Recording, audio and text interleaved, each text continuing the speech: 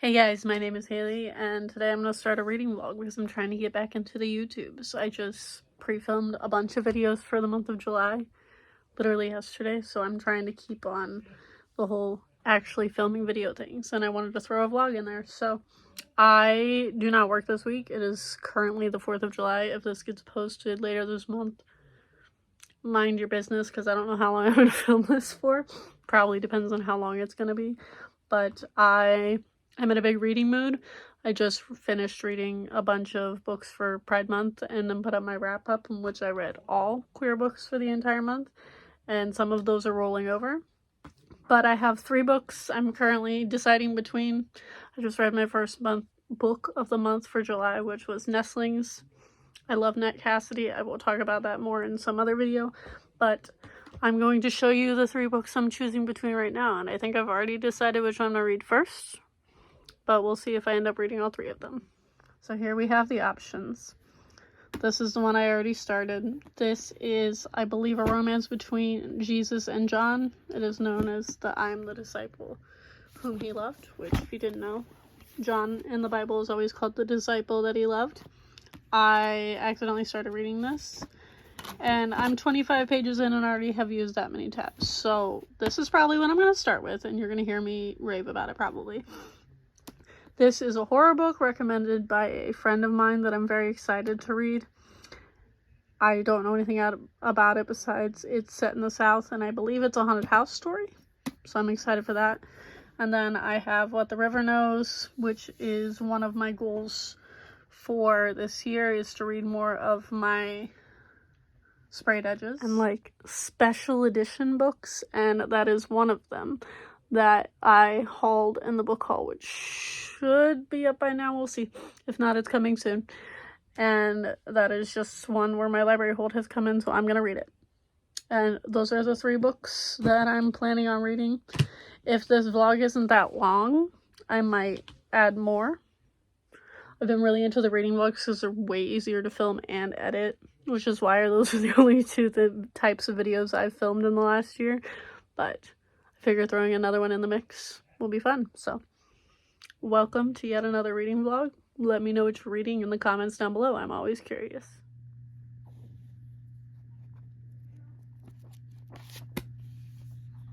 I read other nonfiction though. I do think I'm going to change this reading goal to 10 nonfiction books because I've read Hi, long time no talk. I literally read this book in one sitting yesterday, and then I promptly started another book, which I'll talk about in a minute. But I wanted to talk about this because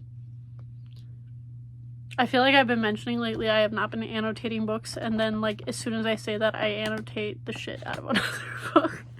But this is one of the weirdest books I've read in a while. I feel like it reminds me a lot of, if you've ever read Lincoln and the Bardo by George Saunders, which I read years ago, and I just liked how weird it was. It was almost set up like a play. This reminds me a lot of that, in the sense that it is, in fact, a like queer retelling of Jesus and John, like John the Beloved. But it's told in such a strange way of, not only is it told in verse, this is really hard to do one-handed, but it has like great commentary on religion in general and like people misconstruing the things that Jesus said and all of that.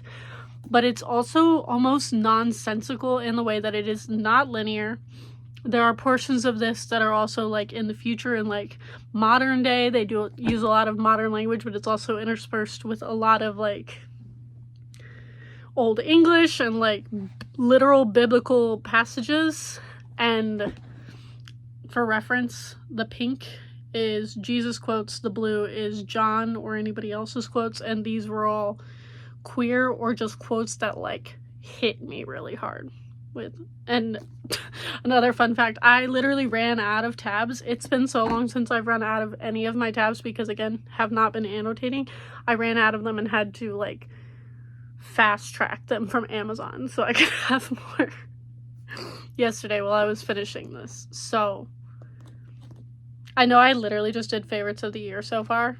This is gonna be on that list. Where on that list, don't know. I've already recommended it to some ex-church friends of mine who really enjoy like queer retellings or just like church trauma, religious trauma stories. already recommended this to them with the caveat that it is weird and doesn't make a lot of sense, but the commentary is so worth it.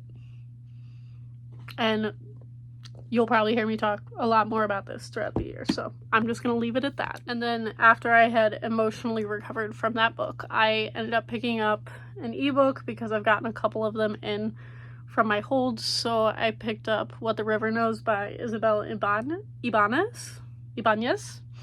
But I have really been enjoying this.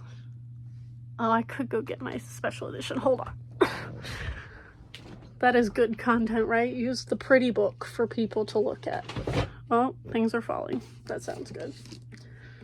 I'm gonna hold up this instead of my Kindle. Be proud of me. But look at the sprayed edges. This is probably one of my favorite special editions that I have, I'm not gonna lie. So I'm really hoping that this is great, and it's going well so far. I read literally like 30% of this last night. A little too late into the night because I don't work this week, which is a whole nother story, but which is nice for 4th of July week, just saying. But I read 30% of this. It is technically a YA because I believe the girl is younger. It is set in the 1800s, so I don't know the specifics. I don't know if she's still in school or not. But this is about a girl whose parents like end up giving her off to like her cousins and her aunt, and she spends most of the year with her aunt, and then her parents come back and visit for like a couple months out of the year, but they spend most of their time in Egypt. They've never told her what they do there. They've never invited her along. They've actually like forbidden her from going, and so she is determined when her parents go missing to go to Egypt to figure out what happened to them. She's going to Cairo. A lot of people are trying to send her home because she's a young woman traveling alone in the 1800s, which was just not a thing that you did. She like pretends to be a widow so she can get safe passage like overseas. She's from Argentina, and it's really fascinating so far. There's definitely a mystery going on with the tombs and everything, and she's trying to figure out what happened to her parents. I'm very intrigued to continue reading this. And I'm so glad that I'm enjoying it because, again, I feel like I said this in another video. I don't know that I could get rid of this copy even if I hated the book because it's stunning. So I'm glad that I'm enjoying it. And I basically read all day yesterday and I think the day before. But today I will not be doing that. I am actually going to nanny for some friends of ours because I'm off work this week. So I'll be spending probably the majority of the day over there. So I don't know how much reading will get done. I'm not gonna lie, I did flip through some pages in the Kindles so I could keep my Kindle streak going because I'm determined to get the perfect month thing, which I just always miss like one day here and there because I'm either super busy at work or reading physically and I forget to do the flip the pages thing in the Kindle. So again, don't know how much reading is gonna get done today. Trying to keep the Kindle streak, and I'm looking forward to getting more into this book that I'm going to read on the Kindle because I cannot read the special edition because if I heard it I will cry. But that's it for my update. I will update you more later. Maybe I'll get clips of what I'm up to today. Tomorrow's the 4th of July as I'm filming this, so maybe I'll get clips from that because we do have plans with friends as well, but we'll see.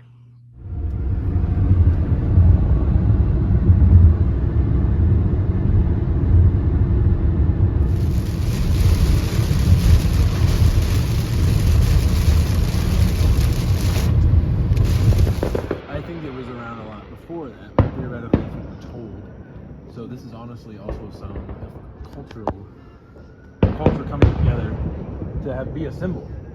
Because they were firing this kind of shit off before too. I bet you they were just firing cannons. We just can't fire cannons. Somehow. When you suddenly remember that you own a mini tripod and can use it for your vlogs. I had a good time in our friend's house last night. We're actually going back up there today for a fun little competition that I'm going to ask everybody if I can film parts of. If that doesn't happen, I'm sorry. If they all tell me no, I won't film them. But I pretty sure I raved about this yesterday before I left. I'm about to annotate for it, so I figured I would film clips since I found my little mini tripod.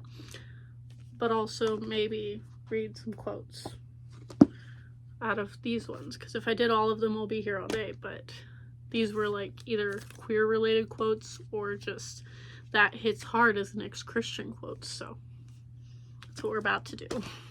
Oh, also, the author liked my Goodreads review this morning, and I found out fun facts about this. Not only did he like my Goodreads review, it has like 400 some reviews. It's not like super popular. I also looked up the imprint of the publishing house, and they publish a lot of like weird girl lit books, and I was like, that tracks with how strange this book is. But I found out fun facts about it in that the author is based in Toronto. And not only did this book come out this year, like earlier this year in April, I realized that it was released on Easter, which is just such a hilarious choice for a gay Jesus and John book.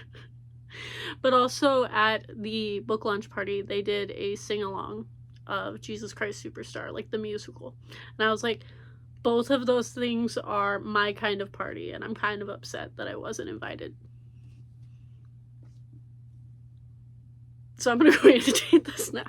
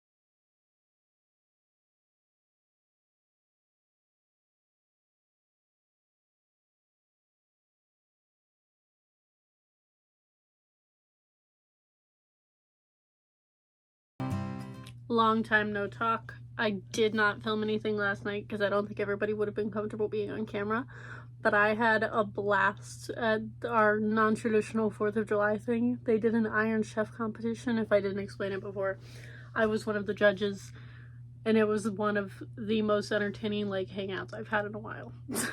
That's all I'm gonna say on that. I definitely, in big groups of that, a lot of them have small children, and as the small child wrangler that I am, daycare teacher, I ended up like babysitting a lot, which is another reason that I did not think to pick up my phone, because I am not comfortable putting other people's children on the internet. So I apologize for not filming, but I had a blast. But today I have just finished reading What the River Knows. I really enjoyed this, and I'm so excited because, again, it is probably one of the prettiest books that I own, and I was going to be really upset if I didn't like it. This is a YA for one, but it does not read young, which I really appreciated. And also, I thought the mystery of this was really interesting. I also really liked the history. I'm not a big historical fiction person. This does take place in the 1800s in Egypt, and the historical fiction was fascinating for me. Apparently, the way to get me to read historical fiction is to read about countries that actually interest me and not just like the UK historical fiction romances, because I cannot do those. But I thought the ending of this was wild. I found out the second book comes out, I believe it's in November, so I'm really excited for that. I'm probably going to pre-order it. I really hope they do another gorgeous special edition like this Fairy Loot one, because I need another one, because this is beautiful, and I'm very excited to have it on like my favorite shelf, or rather my sprayed edges shelf of ones I've actually read. But I really enjoyed this. I gave this a solid 4 stars, and then I sat here. I didn't film any of it. I'll probably do it again tomorrow, so I'll film some of that. I sat here and made a bunch of bracelets. If you didn't know that I make bracelets, I've made them for K-pop like concerts as freebies in years past for a while. So it's probably been close to a year or so since I've made any, and I wanted to make some for the Star Kids show that I'm going to see at the end of July, which is Cinderella's Castle, which is going to be their new show and their first like live theater performance that I've ever seen them in. If you didn't know, I've known and been obsessed with Star Kids since 2009 when a Harry Potter musical came out. They are the Harry Potter musical people. And I've been obsessed especially with their newer stuff in Hatchetfield, and this is the first non-Hatchetfield show they have had in a while, like since before the pandemic.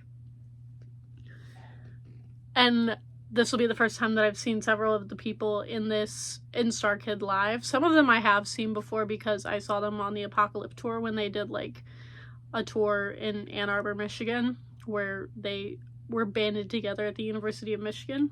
But this will be the first time I'm seeing a live like theater show of theirs, and I'm so excited. So I'm making a bunch of freebies for people because that's just what I do and have learned to do for big fandom events like this. So I'll probably do more of that tomorrow and over the course of the next like 2 weeks before the show, just to see how many freebies I can make. But during that, I ended up listening to the audiobook of The Ocean at the End of the Lane by Neil Gaiman randomly. I think this literally only happened because there was no hold on the audiobook, and I haven't even listened to an audio in a long time, which is another reason I ended up doing it, because that's what I used to do when I used to make a bunch of bracelets at once, was listen to audiobooks. I have not been a big audiobook person for years now, so for me to just sit down on 2.5 speed and listen to the entirety of the 6-hour audiobook, so it took less than 3 hours while I made bracelets, is how I spent my day. So I had a new addition to this. Oh, I did also Soft DNF the Reformatory by Tanana Reevdu, which I think was on my TBR for this vlog that I mentioned at the beginning, mainly because I feel like it is a book that I'm going to have to listen to on audio, and the audio was not available yet because just the way it is written, my brain was not comprehending reading it from the book. So I'm trying to decide if I'm going to split up this vlog or not. We'll see. Probably in the next day or so I'm going to start editing and see how long it's actually going to be. But I did get the copy of Don't Be a Drag by Skye Quinlan on my Kindle, and then I also pulled down Just for the Summer by Abby Jimenez. I'm thinking this is probably going to be my next read, but I'm not positive yet. You'll probably find out by like the next clip when I decide, but I'm probably just going to sit here and watch YouTube for the rest of the night. I did a lot of socializing and watching children yesterday, so I needed a day to chill. So that's what I'm doing for the evening.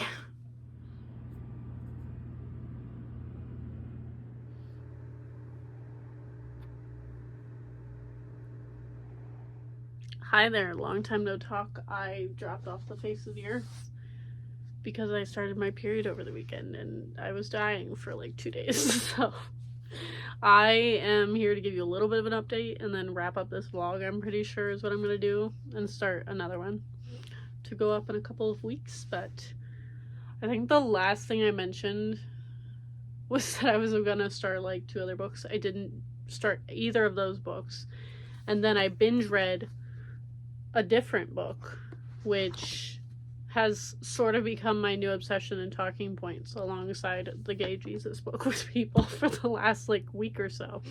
But I binge read this on my Kindle. I also had the ebook of it, and this is a book I had been eyeing in Barnes & Noble for a couple of months, honestly, but I ended up picking it up at a used bookstore on my birthday weekend.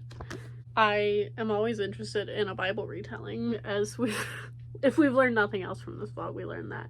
So this is a retelling of the Bible told from Lilith's perspective. If you didn't know, there is speculation that Lilith was Adam's first wife before Eve, and that she did not want to submit to him. That is the whole idea. So that is where the story starts off in the Garden of Eden.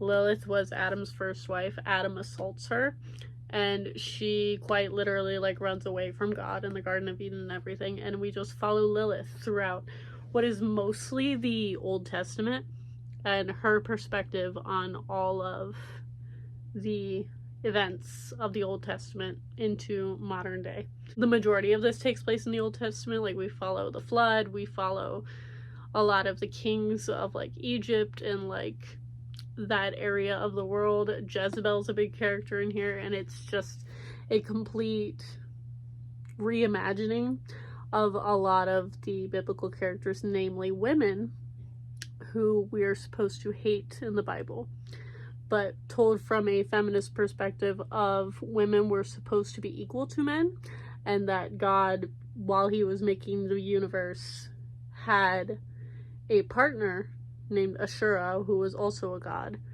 and then she disappears not long after the creation of the earth. So it is Lilith going on this quest to find Ashura and figure out why women were not given the equal rights to men that they were supposed to be given, starting from the Garden of Eden. I found this fascinating. If you know anything about me and my interests in like non-traditional commentary on Christian religions or like opposing views to Christian religion, I will eat any of that up if these two books on their own don't tell you that. But I gave this 5 stars. It was a little bit slow in the middle, but there are so many quotable things I need to go back through in my ebook and annotate in the physical book, because I highlighted so much in that ebook. But yeah, that was the last book I read for this vlog. So we're gonna do a quick little recap so I can end this and edit and upload it and all of that good stuff. But the first thing I finished was Dayspring by Anthony Oliveira. You heard me talk at length about this. This is the gay Jesus book in which Jesus and John the Beloved were together romantically and sexually, and all the Bible commentary. And then I finish What the River Knows by Isabel Ibanez. This was such a good surprise and a really, really good and impressive YA, in my opinion, because I have been slowly reading through some YA and I have not been impressed with one in quite a while, I feel like. And this one was fantastic. The ending was great. I can't wait for the second book. And then the random surprise one is I listened to the audiobook of The Ocean at the End of the Lane by Neil Gaiman. Gave this 4 stars. Quite enjoyed that. And then I binge read Lilith by Nikki Marmory. So that is our little wrap up for this vlog. Let me know. Oh geez, let me think. Leave me an apple emoji in the comments down below. Which, oh, that was another fun fact about Lilith. Instead of the fruit that they ate of being an apple, they made it a pomegranate, which also brought in like Hades and Persephone lore. Loved that. So leave me an apple emoji in the comment down below if you've reached this point in the video. Thank you all for watching, and I will see all of you guys next time.